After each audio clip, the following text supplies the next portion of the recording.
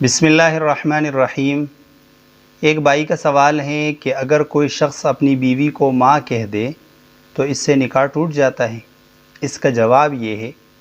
کہ اگر کوئی شخص اپنی بیوی کو طلاق کی نیت سے ماں کہتا ہے، اس کی نیت طلاق کی ہو، تو اس سے نکاح ٹوٹ جائے گا، اور اگر اس کی نیت طلاق کی نہ ہو بلکہ وہ یہ کہنا چاہ رہا ہو کہ جس طرح میری ماں میرے لیے محترم ہے تم بھی محترم ہو، جس طرح میں اپنی ماں کی عزت کرتا ہوں تو تمہاری بھی میں عزت کرتا ہوں،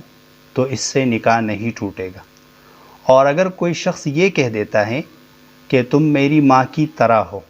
یعنی جس طرح میری ماں مجھ پر حرام ہے اس طرح تم بھی مجھ پر حرام ہو، تو اس کو زہار کہتے ہیں۔ اس کا حکم یہ ہے